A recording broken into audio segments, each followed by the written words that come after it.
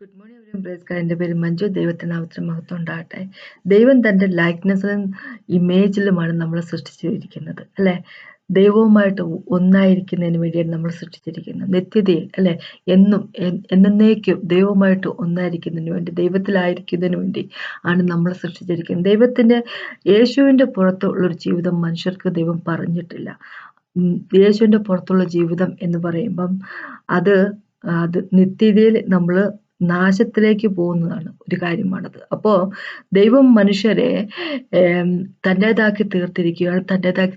തൻ്റേതായിരിക്കണം മനുഷ്യർ എന്ന് ആഗ്രഹിക്കുന്ന ദൈവം നമ്മൾക്ക് ഒരു സീൽ വെച്ചിരിക്കുന്നു, ഹോളി സ്പിരിറ്റ് ഗോഡ് അല്ലെ. നമ്മൾ ദൈവത്തിൻ്റെതാണെന്ന് അറിയുന്നത് ഹോളി സ്പിരിറ്റ് ഗോഡിനെ കൊണ്ടാണ് അല്ലെ.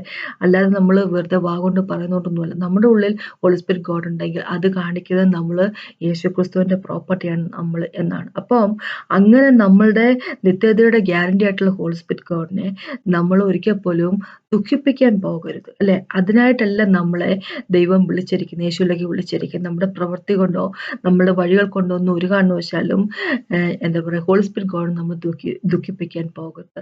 നമ്മളെ വിളിച്ചിരിക്കുന്നത് യേശുവിനെ പോലെ ആയിത്തീരുന്നതിന് വേണ്ടിയും, ദൈവത്തിൽ ആയിത്തീരുന്നതിന് വേണ്ടി, ദൈവത്തിൽ വസിക്കുന്നതിന് വേണ്ടിയും അല്ലെ, യേശുവിനെ പോലെ ആയിത്തീരുന്നതിന് വേണ്ടിയാണ്, ദൈവത്തിനോടൊപ്പം തന്നെ ആയിരിക്കുന്നതിന് വേണ്ടിയാണ്. അപ്പോൾ നമ്മളെ സീൽ ചെയ്തിരിക്കുന്ന ഹോളി സ്പിരിറ്റ് ഗോഡിനെ നമ്മളായിട്ട് ദുഃഖിപ്പിക്കരുത് അല്ലെ. അപ്പൊ അതിനെപ്പറ്റി എനിക്ക് പറയാനുള്ളത്. അപ്പൊ നമുക്ക് മുമ്പോട്ട് പോകുമ്പോൾ പ്രാർത്ഥിച്ച് സംസാരിക്കുക. കർത്താവ് സമയത്ത് നന്ദി പറയാം. Thank you Jesus master God. അങ്ങയുടെ കൃപയ്ക്കായിട്ട്, ഞങ്ങളെ തേടി വന്ന കരുണയ്ക്കായിട്ട് thank you so much master. എല്ലാത്തിനായിട്ട് നന്ദി പറയുന്നു. എന്നും സംസാരിക്കുന്ന പോലെ തന്നെ ഞങ്ങളോട് സംസാരിക്കണം എന്ന് അപേക്ഷിക്കുന്നു കർത്താവെ. Thank you Jesus master. അങ്ങയുടെ കൃപയ്ക്കായിട്ട് നന്ദി പറയുന്നു കർത്താവ്. Thank you so much master God. അങ്ങയുടെ ഒപ്പം തന്നെ ഞങ്ങളായിരിക്കണമെന്ന് അങ്ങ് ആഗ്രഹിക്കുന്നു കർത്താവെ. മനുഷ്യൻ വീണു പോയെങ്കിൽ പോലും ഞങ്ങളെ ആ ഒരു സിറ്റുവേഷനിൽ അങ്ങനെ ആക്കി വിടാതെ കർത്താവെ, അങ്ങയുടെ സ്വന്തം പുത്രനെ ഈ ലോകത്തിലേക്ക് അയച്ചു നന്ദി പറയുന്നു. Thank you Jesus master. Praise and worship you master. യേശുവിന്റെ നാമത്തിൽ ആമേൻ. ഇന്ന് സംസാരിക്കണമെന്ന് അപേക്ഷിക്കുന്നു holy spirit god. Thank you so much master. യേശുവിന്റെ നാമത്തിൽ ആമേൻ. അപ്പൊ നമുക്ക് ഇന്ന് ജോണിലേക്ക് പോകാം. യോഹന്നാൻ എഴുതിയ സുവിശേഷത്തിന്റെ 14ാമത്തെ ചാപ്റ്ററിന്റെ 15 തൊട്ട് 18 വരെയുള്ള വാക്കുകളൊന്ന് വായിക്കാം. ജോണിന്റെ 14ന്റെ 15 തൊട്ട് 18 വരെയുള്ള വാക്കുകൾ ഇങ്ങനെ പറഞ്ഞിരിക്കുന്നത്: നിങ്ങൾ എന്നെ സ്നേഹിക്കുന്നു എങ്കിൽ എന്റെ കൽപ്പന കാത്തുകൊള്ളും. യേശുക്രിസ്തു പറയുന്നതാണ്. എന്നാൽ ഞാൻ പിതാവിനോട് ചോദിക്കും, അവൻ സത്യത്തിന്റെ ആത്മാവ് എന്ന മറ്റൊരു കാര്യസ്ഥനെ എന്നേക്കും നിങ്ങളോട് കൂടി ഇരിക്കേണ്ടത് നിങ്ങൾക്ക് തരും. ലോകം അവനെ കാണുകയോ അറിയുകയോ ചെയ്യാകയാൽ അതിന് അവന് ലഭിപ്പാൻ കഴിയുകയില്ല. നിങ്ങളോ അവൻ നിങ്ങളോട് കൂടെ വസിക്കുകയും നിങ്ങൾ ഇരിക്കുകയും ചെയ്യുന്നത് കൊണ്ട് അവനെ അറിയുന്നു. ഞാൻ നിങ്ങളെ അനാഥരാക്കി വിടുകയില്ല, ഞാൻ നിങ്ങളുടെ അടുക്കൽ വരും. അപ്പൊ നമ്മളെ അനാഥരാക്കി വിടുന്ന ദൈവമല്ല യേശുക്രിസ്തു അല്ലെ. എന്നും ദൈവം നമ്മളുടെ കൂടെ ഉണ്ടായിരിക്കണം എന്ന് ദൈവം ആഗ്രഹിക്കുന്നു, ഇച്ഛിക്കുന്നു അല്ലെ. അപ്പൊ അതിനായിട്ട് ശരിക്കും പറഞ്ഞാൽ ലോകം മൊത്തം യേശുവിന്റെ ഒപ്പം ഉണ്ടായിരിക്കണം, ദൈവത്തിന്റെ ഒപ്പം ഉണ്ടായിരിക്കണം എന്ന് ആഗ്രഹിക്കുന്നത് കൊണ്ടാണ് യേശു സ്വന്തം പുത്രനായിരിക്കുന്ന യേശു ക്രിസ്തുവിനെ ഈ ലോകത്തിലേക്ക് പിതാവ് അയച്ചതിന്റെ കാര്യം തന്നെയല്ലേ. അപ്പൊ ഇവിടെ നമ്മളോട് പറയുവാണ് എന്താന്ന് വെച്ച് കഴിഞ്ഞാല്, എന്താ പറയുക, യേശുക്രിസ്തു പറഞ്ഞു, നിങ്ങൾ എൻ്റെ കൽപ്പന അനുസരിച്ച് ജീവിക്കുന്ന വ്യക്തികളായിരിക്കണം. ഞാൻ പിതാവിനോട് ചോദിക്കും, നിങ്ങൾക്കൊരു കാര്യസ്ഥനെ ഈ ലോകത്തിലേക്ക് അയക്കുന്നു. അപ്പോൾ നമുക്കറിയാം ഇതേ ചാപ്റ്റർ തന്നെ ഇങ്ങനെ പറഞ്ഞു, 19ാമത്തെ വാക്കിനെ പറഞ്ഞിരിക്കുന്നത്, 20ാമത്തെ വാക്കിനെ പറഞ്ഞിരിക്കുന്നത്, ഞാൻ എൻ്റെ പിതാവിലും നിങ്ങൾ എന്നിലും ഞാൻ നിങ്ങളിലും എന്ന് നിങ്ങൾ അന്ന് അറിയുന്നു. 19ാമത്തെ വാക്ക് കുറഞ്ഞൊന്ന് കഴിഞ്ഞാൽ ലോകം എന്നെ കാണുകയില്ല, നിങ്ങളോ എന്നെ കാണും. ഞാൻ ജീവിക്കുന്നത് കൊണ്ട് നിങ്ങളും ജീവിക്കും. ഞാൻ എൻ്റെ പിതാവിലും നിങ്ങൾ എന്നിലും ഞാൻ നിങ്ങളിലും എന്ന് നിങ്ങൾ അന്ന് മനസ്സിലാക്കും. അപ്പൊ ഇതാണ് ദൈവത്തിന്റെ എന്താ പ്ലാൻ അല്ലെ. ദൈവം ഡിസൈൻ ചെയ്തിരിക്കുന്ന മോഡൽ ഇതാണ് മനുഷ്യനെ പറ്റി. പിതാവിൽ യേശുക്രിസ്തുവും യേശുക്രിസ്തുവിൽ നമ്മളിൽ യേശുക്രിസ്തു അല്ലെ എന്നുള്ളത്. എന്ന് വെച്ച് കഴിഞ്ഞാൽ നമ്മള് യേശുവിലായിരിക്കണം, യേശു പിതാവിലും പറഞ്ഞിരിക്കും. അപ്പൊ ഒന്നായിത്തീരുക, ദൈവമായിട്ട് ഒന്നായിത്തീരുക, അതാണ് അല്ലെ. അതാണ് ദൈവം നമ്മളെ പറ്റി ഉദ്ദേശിക്കുന്നത്. നമ്മള് യേശുവിന്റെ പുറത്തൊരു ജീവിതം നമുക്കില്ല. ദൈവത്തിൽ നിന്ന് എന്താ പറയാ വേറിട്ട് നിൽക്കുന്ന ഒരു ജീവിതം നമുക്കില്ല. അപ്പൊ ചോദിക്കും, ഈ ലോകത്ത് കാണുന്ന ആൾക്കാരെല്ലാം ദൈവമായിട്ട് യേശുക്രിസ്തുവായിട്ട് എന്താ പറയാ ഒത്തൊരുമിച്ചാണ്, യേശുക്രിസ്തുവിലാണ് അവരുള്ളത്. അല്ല, അവര് യേശുവിലല്ല ഉള്ളത്, അവർക്ക് ജീവിതമില്ല. അപ്പൊ കാണുന്നതെന്ന് വെച്ച് കഴിഞ്ഞാല് അവരുടെ ആത്മാവ് മരിച്ചു പോയിരിക്കുന്നത് അല്ലെ, സ്പിരിറ്റ് മരിച്ച സ്പിരിറ്റ് എന്ന് വെച്ച് കഴിഞ്ഞാല് അവർക്ക് ദൈവം ഈ കാലയളവ് കൊടുത്തിരിക്കുവാണ് യേശുവിനെ അറിയുന്നതിന് വേണ്ടി റിപ്പന്റ് ചെയ്ത് തിരിച്ച് ദൈവത്തിലേക്ക് വരുന്നതിനുള്ള ഒരു കാലയളവ് അവർക്ക് കൊടുക്കുന്നുള്ളൂ. അവരിങ്ങനെ എന്താ പറയാ, ചത്തതിനൊട്ടുമേ ജീവിച്ചിരിപ്പിലും അങ്ങനെ തന്നെ അവസ്ഥ അല്ലെ. അവരുടെ ഉള്ളിൽ പ്രകാശമില്ല, അവരുടെ ഉള്ളിൽ ജീവനില്ല. പക്ഷെ നമ്മൾക്ക് അങ്ങനെയല്ല, നമ്മളുടെ ഉള്ളിൽ പ്രകാശമുണ്ട്, ജീവനുണ്ട് അല്ലെ. അപ്പൊ അങ്ങനെയുള്ള പ്രകാശവും ജീവനും ദൈവം തന്നിരിക്കുന്ന വ്യക്തിയോട് ദൈവം പറഞ്ഞിരിക്കുക, ഇങ്ങനെ പറഞ്ഞിരിക്കുന്നത്, ഞാൻ പിതാവിനോട് ചോദിക്കുക, അവൻ സത്യത്തിന്റെ ആത്മാവ് എന്ന മറ്റൊരു കാര്യസ്ഥനെ എന്നേക്കും നിങ്ങളോട് കൂടി ഇരിക്കേണ്ടെന്ന് നിങ്ങൾക്ക് തരും. എന്നേക്കും ഇരിക്കേണ്ടതിന് വേണ്ടി അല്ലെ. ദൈവം എന്നേക്കും നമ്മളുടെ കൂടെ ഉണ്ടായിരിക്കണം. അതാണ് ദൈവത്തിന്റെ ആഗ്രഹം. നമ്മളിപ്പോ ഇനി ജനസസിലേക്ക് പോവുകയാണെങ്കിൽ, ഉൽപ്പത്തിയിലേക്ക് പോകുമ്പോൾ അത് തന്നെയാ ദൈവം ചെയ്തുകൊണ്ടിരുന്നത്. എന്നേക്കും നമ്മള് മനുഷ്യവർഗം ദൈവത്തിന്റെ ഒപ്പമായിരിക്കണം എന്ന് ആഗ്രഹിച്ചിരുന്നു. എല്ലാ ദിവസവും ആദത്തിനെയും ഈവിനെയും ദൈവം കൂൾ ഓഫ് ദ ഡേയിൽ അല്ലെ, തണുത്ത സമയത്ത് ദൈവം വിസിറ്റ് ചെയ്യുന്നു. ഒരു പക്ഷെ രാവിലെ ആയിരുന്നായിരിക്കാം, അല്ലെങ്കിൽ ഈവനിങ് ആയിരുന്നായിരിക്കും, നമുക്ക് അറിഞ്ഞൂടെ എപ്പോഴെന്ന്. പക്ഷെ ദൈവം വിസിറ്റ് ചെയ്യുമായിരുന്നു. എന്നും ദൈവത്തിന്റെ ഒപ്പമായിരിക്കുന്നു അവര് എന്ന് ദൈവം ആഗ്രഹിച്ചിരുന്നു അല്ലെ. ദൈവത്തിന്റെ ഗ്ലോറി കൊണ്ട് അവരെ കവർ ചെയ്തിരുന്നു അല്ലെ. അതാണ് മനുഷ്യവർഗം, അതാണ് മനുഷ്യനെ പറ്റിയുള്ള ദൈവത്തിന്റെ ആഗ്രഹം. എന്നും ദൈവത്തിന്റെ പ്രസൻസ്, സാന്നിധ്യത്തിൽ ജീവിക്കുന്ന വ്യക്തികൾ. പക്ഷെ അത് നമുക്കറിയാം, പാപം ചെയ്തു പോയി കഴിഞ്ഞപ്പോഴേക്കും, പാപം നമ്മുടെ ഉള്ളിലേക്ക് കടന്നു കഴിഞ്ഞപ്പോഴേക്കും നമ്മള് എന്താ പറയാ, വീണു പോയ വ്യക്തികളെ. അപ്പൊ ദൈവം നമ്മൾ സൃഷ്ടിച്ച സമയത്ത് നമ്മള് ജഡത്തിന്റെ സ്വഭാവത്തിലായിരുന്നില്ല, ജഡത്തിന്റെ സ്വഭാവത്തിൽ ഓപ്പറേറ്റ് ചെയ്തില്ല. നമ്മള് സ്പിരിറ്റ് ബീയിങ്സ് ആയിരുന്നു.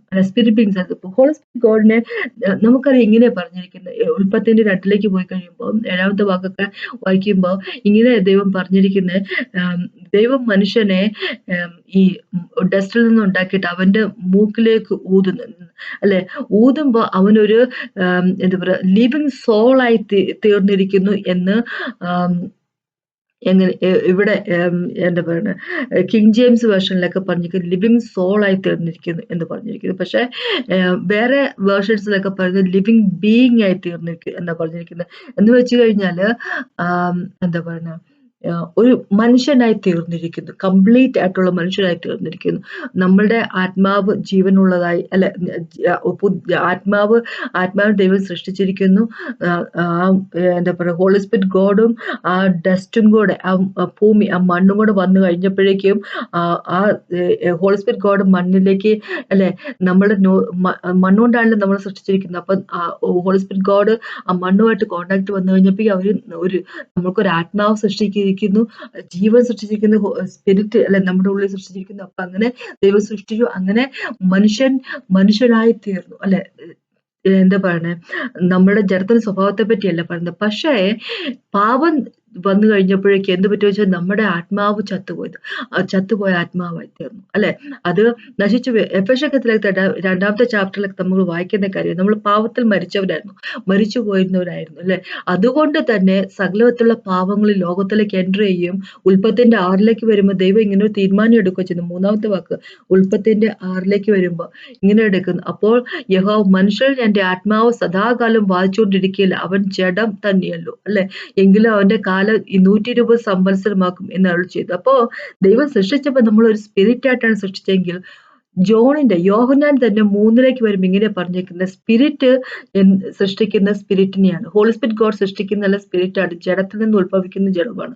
അപ്പൊ ഹോളി സ്പിരിറ്റ് ഗോഡ് നമ്മളെ സൃഷ്ടിച്ചെങ്കിൽ, ഹോളി സ്പിരിറ്റ് ഗോഡിനെ നമ്മുടെ മൂക്കിലേക്ക് എന്താ പറയുക ഊതിയപ്പോഴാണ് മനുഷ്യന് ജീവൻ വെച്ചതെങ്കിൽ നമ്മൾ സ്പിരിറ്റ് ആയിട്ട് ദൈവം സൃഷ്ടിച്ചത്. അപ്പൊ ആ സ്പിരിറ്റ് ആയിരുന്ന വ്യക്തികള് ഇവിടെ ജനസസിന്റെ 6 പറയും, ഉൽപ്പത്തിന്റെ 6 ദൈവം പറഞ്ഞിരിക്കുക, അവര് വെറും ജഡമായി തീർന്നിരിക്കുകയാണ് ചെയ്തിരിക്കുക. എന്റെ ആത്മാവിനെ അവരുമായിട്ട് സമ്പാദിക്കത്തില്ല എന്ന് പറഞ്ഞിരിക്കുക അല്ലെ. കാലാകാലങ്ങളോട് സദാകാലം വാദിക്കത്തില്ല അല്ലെ, വാദിച്ചുകൊണ്ടിരിക്കില്ല എന്ന് പറഞ്ഞിരിക്കുക. ഇപ്പോ എൻഗേജേബിലൊക്കെ വരുമ്പോൾ ഇതേപോലെ തന്നെ എഴുതിക്കുന്നത്, എന്താ പറയുക, സ്ട്രൈവ് ചെയ്യത്തില്ല എന്ന് പറഞ്ഞിരിക്കുന്നു, വാദിച്ചുകൊണ്ടിരിക്കത്തില്ല എന്ന് പറഞ്ഞു. പക്ഷെ ESV ഇംഗ്ലീഷ് സ്റ്റാൻഡേർഡ് വേർഷനിലേക്ക് വരുവാണെങ്കിൽ ഇങ്ങനെ പറഞ്ഞിരിക്കുന്നത്, കാലാകാലത്തും അല്ലെ സദാകാലവും എന്റെ ആത്മാവ് അവരുടെ ഉള്ളിൽ വസിക്കത്തില്ല എന്ന് പറഞ്ഞിരിക്കുക. എന്ന് വെച്ച് കഴിഞ്ഞാല് നമ്മളുടെ ഉള്ളിൽ ഉണ്ടായിരുന്ന ഹോളി സ്പിരിറ്റ് ഗോഡ് ഇനി നമ്മളുമായിട്ട് യാതൊരു വിധത്തിലുള്ള കാര്യത്തിലുമില്ല അല്ലെ. എന്താ പറയുക, വീണുപോയ ആൾക്കാരെ പറ്റിയാ പറയുന്നത്. അപ്പോ പക്ഷേ ദൈവം മനുഷ്യനെ ഒരിക്കൽ പോലും ഒരു അവസ്ഥയിലാക്കി നിൽക്കാൻ താല്പര്യപ്പെടുന്ന ദൈവമല്ല. അതെപ്പോഴും മനസ്സിലാക്കുക. നമ്മളത് പിന്നെ ജോയലിലേക്ക് പോകുമ്പോ ജോയലിലേക്ക് പോകുമ്പം നമുക്ക് എല്ലാവർക്കും കാണാപ്പാടെ അറിയാവുന്ന ഒരു വാക്കാണിത്. 28ാമത്തെ വാക്ക്. യോവേലിന്റെ 2ാമത്തെ ചാപ്റ്റർ 28ാമത്തെ വാക്ക്. അതിനുശേഷമോ ഞാൻ സകല ജഡത്തിന്മേൽ, അപ്പൊ അതിനുശേഷം എന്നൊക്കെ പറയുമ്പോ ആ 1ഉം 2ഉം ചാപ്റ്ററുകൾ വായിക്കാൻ നമുക്കറിയാം റിപ്പന്റൻസിനെ പറ്റി പറയുന്നു. ആൾക്കാർ റിപ്പന്റ് ചെയ്ത് കഴിഞ്ഞ് ദൈവം പ്രോസ്പെരിറ്റി അല്ലെ, ഫൈനാൻഷ്യലൊക്കെ ആയിട്ടുള്ള പ്രോസ്പെരിറ്റി അയക്കുന്നതിനെ പറ്റി പറഞ്ഞു. അതിനുശേഷം അന്ത്യകാലത്ത് വരുന്ന കാര്യത്തെ പറ്റി ഇവിടെ പറയുന്നു. അതിനുശേഷമോ ജോയേല് അല്ലെങ്കിൽ യോവൽ അല്ലെ, അതിന്റെ 2ാമത്തെ ചാപ്റ്റർ 28ാമത്തെ വാക്ക് പറയാം. അതിന്റെ ശേഷമോ ഞാൻ സകല ജഡത്തിന്മേൽ എന്റെ ആത്മാവിനെ പകരും. നിങ്ങളുടെ പുത്രന്മാരും പുത്രിമാരും പ്രവചിക്കാൻ, നിങ്ങളുടെ വൃദ്ധന്മാർ സ്വപ്നങ്ങളെ കാണും, നിങ്ങളുടെ യൗവനക്കാർ ദർശനത്തെ നിങ്ങളെ ദർശിക്കും. അപ്പൊ ഉൽപ്പത്തിന്റെ ആൾ ദൈവം പറഞ്ഞു, ഞാനിവരുടെ ഈ എന്താ പറയാ ഈ മനുഷ്യർ, ഈ വെറും പാഴും ശൂന്യവുമായി പോയിരിക്കുന്ന മനുഷ്യർ അല്ലെ, ജഡമായി തീർന്നിരിക്കുന്ന മനുഷ്യരോട് ഇനി എന്റെ സ്പിരിറ്റ് ഇനി അധികം ബാധിക്കത്തില്ല, അല്ലെങ്കിൽ വേറെ വേർഷനിൽ പറഞ്ഞിരിക്കുന്ന എന്റെ സ്പിരിറ്റ് ഇവരുടെ ഉള്ളിൽ വസിക്കത്തില്ല എന്ന് പറഞ്ഞിരിക്കുന്നിടത്ത് ജോലിലേക്ക് വരുമ്പോ ഇന്ന് നമുക്ക് അപ്പോസ്തല പ്രവർത്തനം 2 ഇത് തന്നെ വാക്ക് കോട്ട് ചെയ്തിട്ടുണ്ട് അല്ലെ. അപ്പൊ അങ്ങനെയാകുമ്പോ ദൈവം ഇങ്ങനെ പറയുക, എന്താ പറഞ്ഞു ഇവിടെ ജോയലിലേക്ക് പറഞ്ഞിരിക്കുക, അങ്ങനെയല്ല, ഇതിനെല്ലാം ശേഷം ഞാൻ സകല ജനത്തിന്മേൽ എന്റെ ആത്മാവിനെ പകരും എന്ന് പറഞ്ഞിരിക്കും. അപ്പൊ എന്താണ് ജനസിൽ ഒന്ന് പറഞ്ഞ ദൈവം പിന്നെ എന്താ പറയുക ജോയലില് വേറൊരു കാര്യം പറയുന്നതിന്റെ കാര്യം ദൈവം എന്താ പറയാ തെറ്റി പറയുന്നതാണോ, അതോ ദൈവം മാറിയത് കൊണ്ട് പറയുന്നതാണോ, എന്താ നടന്നത്? അപ്പൊ നമുക്കറിയാം ഉൽപ്പത്തിന്റെ 6 പാപത്തെ പറ്റിയാ പറയുന്നെങ്കിൽ ജോയലിന് ദൈവം പറഞ്ഞിരിക്കുന്നത് അല്ലെ, യോവേലിന് ദൈവം പറഞ്ഞിരിക്കുന്ന റിവൈവലിനെ പറ്റിയാ പറഞ്ഞിരിക്കുന്നത് അല്ലെ, അവസാനത്തെ കാലത്ത് നടക്കാൻ പോകുന്ന കാര്യത്തെ പറ്റി പറഞ്ഞു. അപ്പൊ അവസാനത്തെ കാലത്തിന് മുമ്പായിട്ട് ഒരു കാര്യം നടന്നു? യേശുക്രിസ്തു ലോകത്തിലേക്ക് വന്നു അല്ലെ. യേശുക്രിസ്തു ലോകത്തിലേക്ക് വന്ന് പാപികളായിരുന്ന വ്യക്തികളെ അല്ലെ, തന്നെ വിശ്വസിച്ച സകലരെയും എന്താ പറയുക തന്റെ മക്കളാക്കി എടുത്തിരിക്കുന്നു. അപ്പൊ അങ്ങനെയുള്ളവരുടെ ജഡത്തിലേക്കാണ് ദൈവം തന്റെ ആത്മാവിനെ അയക്കാൻ പോകുന്നത്. എന്ന് വെച്ച് കഴിഞ്ഞാല് ഒരു കൂട്ടം ആൾക്കാരുണ്ടാവും ഈ ലോകത്തിൽ കാണുന്ന പോലെ, ഒരു കൂട്ടം ആൾക്കാര് ദൈവത്തിൽ വിശ്വസിക്കാതിരിക്കുന്ന, യേശുക്രിസ്തു വിശ്വസിക്കാതിരിക്കുന്ന ഒരു കൂട്ടം ആൾക്കാരുണ്ടാവും.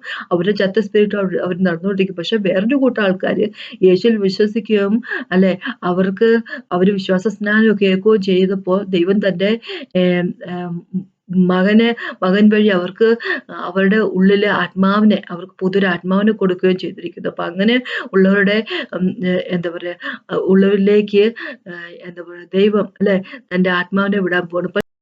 ദൈവം ഇവിടെ സകല ജഡത്തിന്മേലും ആത്മാവിനെ വിടുന്നു എന്ന്, ആത്മാവിനെ പകരും എന്ന് പറഞ്ഞിരിക്കും. അപ്പൊ ഒരിക്കല് എന്താ പറയാ ഈ ജഡവുമായിട്ടൊന്നും എനിക്ക് ഈ ജഡമായി പോയിരിക്കുന്ന മനുഷ്യരായിട്ട് ഒരു കാര്യമില്ലെന്ന് തീരുമാനിച്ച ദൈവം, പക്ഷെ തന്റെ പുത്രൻ കാരണം എന്താ പറയാ സകല ജഡത്തിന്റെ മേലെ ആത്മാവിനെ പകരുന്നു എന്നിവിടെ പറഞ്ഞിരിക്കുന്നത്. അപ്പൊ അങ്ങനെയാകുമ്പോ ദൈവം ഇങ്ങനെ പറഞ്ഞിരിക്കുക, നമ്മളെ സൃഷ്ടിച്ചത് തന്നെ ദൈവത്തിന്റെ ഒപ്പമായിരിക്കുന്നതിന് വേണ്ടി, ദൈവവുമായിട്ട് ഒന്നായി തീരുന്നതിന് വേണ്ടി, ദൈവത്തിനെ പോലെ ആയിത്തീരുന്നതിന് വേണ്ടി, ദൈവത്തിന്റെ ഒപ്പം നമ്മുടെ നിത്യതയിൽ ജീവിക്കുന്നതിന് വേണ്ടി അല്ലെ.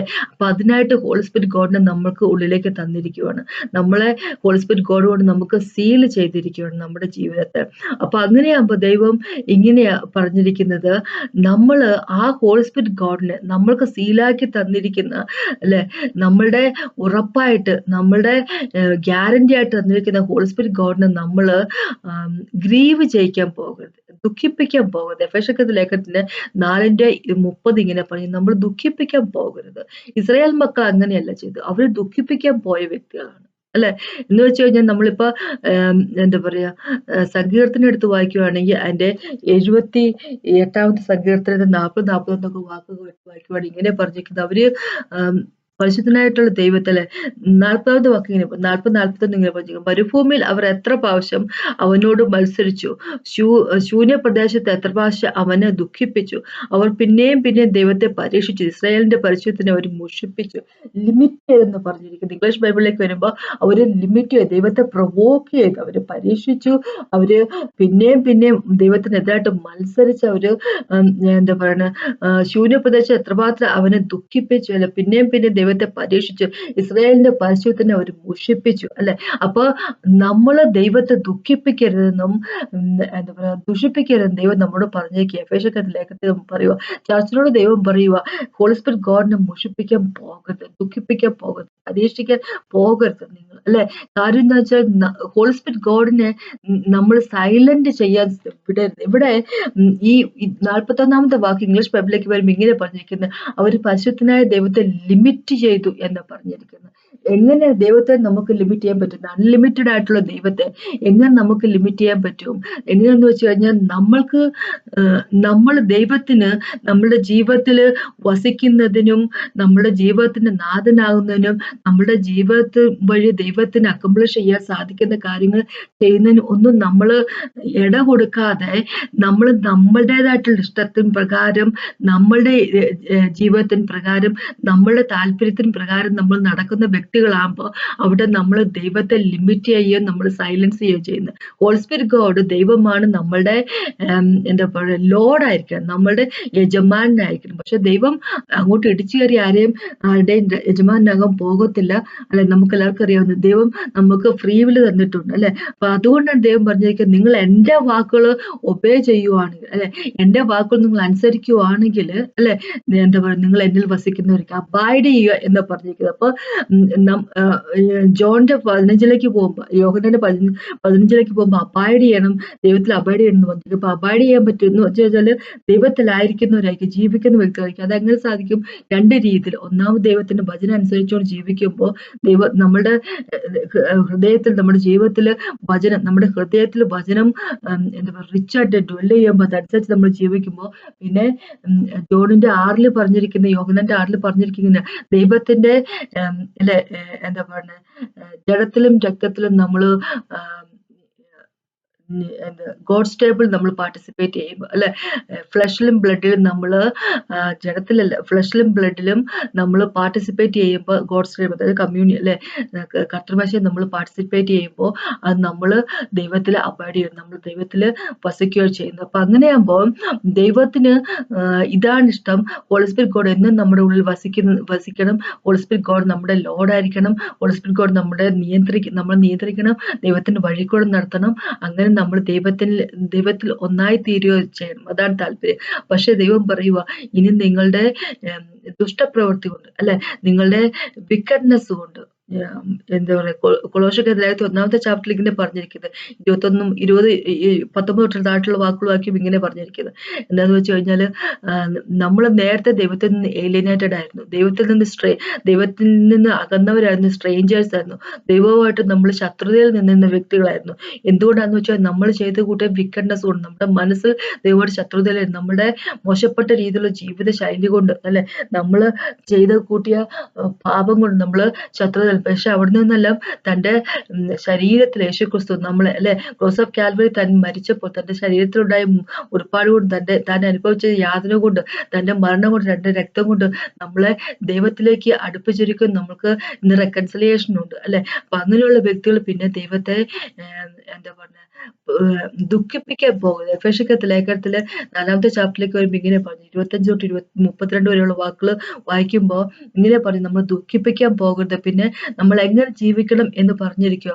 ഇങ്ങനെ വായിക്കട്ടെ, ആകയാൽ ഫോഷ്ക്ക് ഉപേക്ഷിച്ച് ഓരോരുത്തർ താന്താന്റെ കൂട്ടുകാരനോട് സത്യം സംസാരിക്കുന്ന വ്യക്തികളായിരിക്കും. ഹോളി സ്പിരിറ്റ് ഗോഡ് സീൽ ചെയ്യപ്പെട്ടിരിക്കുന്ന വ്യക്തികൾ. അപ്പൊ സത്യം സംസാരിക്കുന്ന വ്യക്തികളായിരിക്കും. കോപിച്ചാൽ പാപം ചെയ്യാതിരിപ്പൻ, സൂര്യൻ അസ്തമിക്കുവാൻ നിങ്ങൾ കോപം വെച്ചുകൊണ്ടിരിക്കരുത്, പിശാചിന് ഇടം കൊടുക്കരുത് അല്ലെ. കള്ളൻ ഇനി കക്കാതെ, പിശാചിന് ഒരു കാരണവശാൽ നമ്മൾ ഇടം കൊടുക്കരുത്. കോപിച്ചിട്ടുണ്ടെങ്കിൽ അത് സൂര്യൻ അസ്തമിക്കുക വെച്ചുകൊണ്ടിരിക്കരുത്. കള്ളൻ ഇനി കക്കാതെ മുട്ടുള്ളവന് ദാനം ചെയ്യുവാൻ ഉണ്ടാകേണ്ടതിന് കൈകൊണ്ട് വല്ലതും പ്രവർത്തിക്കരുത്.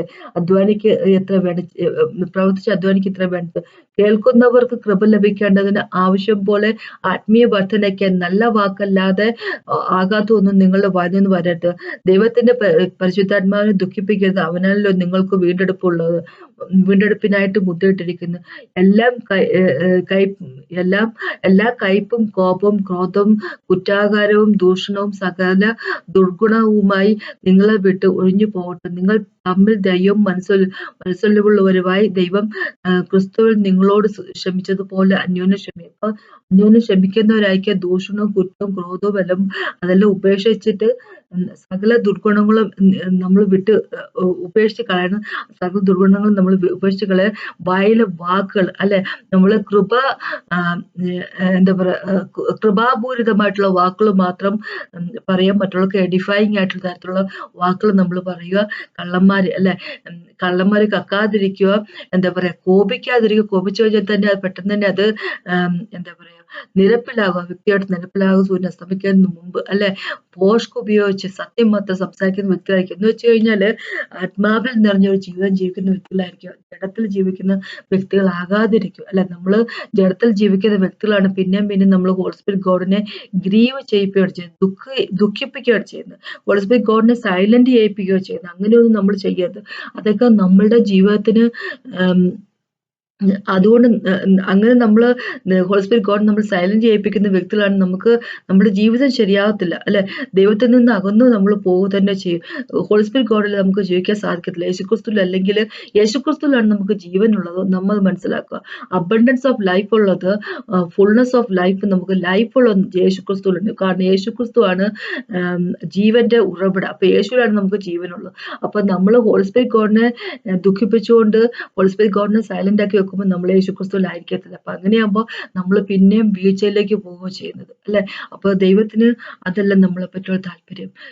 ദൈവത്തിലായിരിക്കുന്ന വ്യക്തികളായിരിക്കും, ദൈവത്തിന്റെ ഇഷ്ടത്തിന് പ്രകാരം ജീവിക്കുന്ന വ്യക്തികളായിരിക്കും. അപ്പൊ അതിനെപ്പറ്റി എനിക്ക് പറയാനുള്ളത്, ഒരു കാരണവശാലും നമ്മുടെ ഒരു രീതിയിലുള്ള പ്രവൃത്തി കൊണ്ടോ ഒരു വാക്കുകൊണ്ടോ നോട്ടം കൊണ്ടോ അല്ലെ മനസ്സിൻ്റെ ഉള്ളിൽ വിദ്വേഷവും ദേഷ്യവും ഗോസിപ്പും അങ്ങനെ കാര്യങ്ങളൊന്നും വെച്ചോണ്ടിരിക്കാതിരിക്കുക അല്ലെ. പരിശുദ്ധമായിരിക്കട്ടെ നമ്മുടെ ഉള്ളിൻ്റെ ഉള്ളിൽ എന്നും പരിശുദ്ധമായിരിക്കും. നമ്മുടെ ചിന്താഗതികളും നമ്മുടെ ആറ്റിറ്റ്യൂഡുകളും നമ്മളുടെ ഇഷ്ടങ്ങളും എല്ലാം അല്ലെ ദൈവത്തിന് എങ്ങനെയാണോ താല്പര്യം അതുപോലെ ആയിരിക്കണം. ദൈവത്തിന്റെ വചനം അനുസരിച്ച് മുമ്പോട്ട് ജീവിക്കാം. അങ്ങനെയുള്ള വ്യക്തികളായിരിക്കും ദൈവത്തിൻ്റെത്. അപ്പൊ അങ്ങനെയുള്ള വ്യക്തികൾ ഹോളി സ്പിരിറ്റ് ഗോഡ് കൊണ്ട് സീൽ ചെയ്തിരിക്കുന്നത്. അങ്ങനെയുള്ള വ്യക്തികൾ മാത്രമേ ദൈവത്തിന്റെ മക്കളാവത്തുള്ളൂ. അങ്ങനെയുള്ള വ്യക്തികൾ മാത്രമേ ദൈവത്തിനൊപ്പം ഉണ്ടായിരിക്കത്തുള്ളൂ. അപ്പൊ അതെപ്പോഴും നമുക്ക് മനസ്സിലാക്കാം. നമുക്കൊന്ന് പ്രാർത്ഥിച്ചുകൊണ്ട് കർത്താവ് സമയത്തിന് നന്ദി പറയും. Thank you Jesus master. Praise and worship you mighty father. ഞങ്ങളുടെ വചനത്തിനായിട്ട് നന്ദി പറയുന്നു. എന്നും കൂടെ ഉള്ളതിനായിട്ട് നന്ദി പറഞ്ഞു കർത്താവ്. Thank you Jesus master. അങ്ങനെ ഹോളി സ്പിരിറ്റ് ഗോഡ് അങ്ങനെ ഞങ്ങൾ ഗ്രീവ് ചെയ്യാനുള്ള അങ്ങനത്തെ ഒരു മനസ്സ് ഞങ്ങൾക്ക് ഉണ്ടാകാതിരിക്കട്ടെ. അങ്ങനെ എപ്പോഴും കീഴ്പ്പെട്ടിരിക്കുന്ന വ്യക്തിയായിരിക്കട്ടെ യേശുവിൻ നാമത്തിൽ. അങ്ങ് പറയുന്ന അനുസരിച്ച് മാത്രം, ദൈവത്തിന്റെ വചനം അനുസരിച്ച് മാത്രം ജീവിക്കാനുള്ള കൃപ തന്നെ യേശുവിൻ നാമത്തിൽ. ഇന്ന് കേട്ടതിന് ദൈവത്തിനകത്ത് മഹത്വം ഉണ്ടാകട്ടെ.